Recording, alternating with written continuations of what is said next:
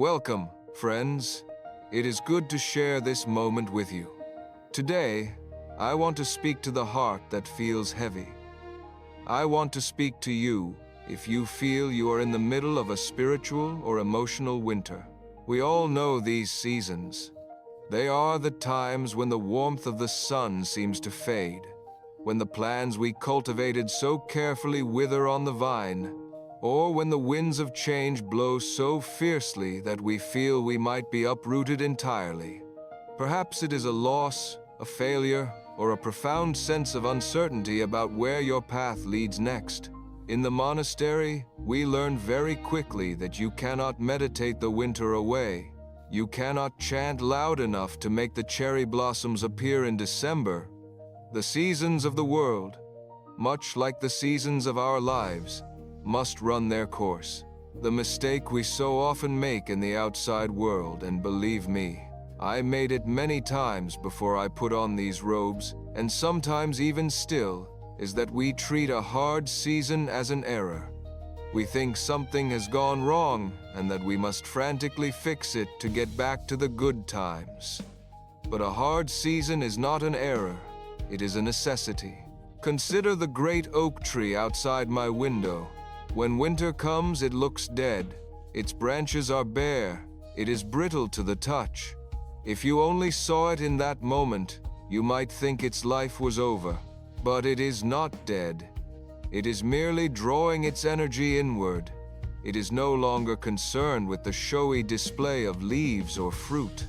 All its work is happening underground, deepening its roots, anchoring itself against the frozen earth so that when the spring storms arrive, it will not fall. I remember my teacher telling me during a particularly difficult time in my novice years, when my mind was chaotic and full of doubt. He took me outside into a strong wind. We watched the tall grasses whipping back and forth, frantic, and then we looked at an old, thick pine tree. It swayed, yes. It creaked, but it stood. My teacher said, "The grass tries to outrun the wind. The tree trusts its roots. Do not try to outrun your suffering, young one. It will only exhaust you. Instead, tend to your roots." So, how do we stand tall in a hard season? How do we tend our roots? We do it by shifting our attention from the external storm to our internal stability. When chaos is swirling around you at work, in your relationships, in the news, you must practice the art of returning to the center. This doesn't mean you ignore the problems. It means you recognize that worry is not a solution. Anxiety is like a rocking chair. It gives you something to do, but it gets you nowhere. Standing tall means accepting what is right now, without the desperate need for it to be different immediately.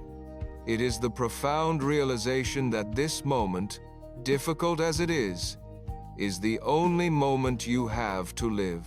When you feel overwhelmed, close your eyes. Find your breath. That breath is your anchor root. It is the one thing the storm cannot take away. Remind yourself, I am here. I am breathing. This is hard, but I am still standing. Do not despise your hard seasons. They are not wasted time. They are the forging grounds of your character. The depth of your joy in the spring is often directly proportional to the depth of your roots developed in the winter. If you are in the cold right now, know that you are not alone, and know that nothing is permanent.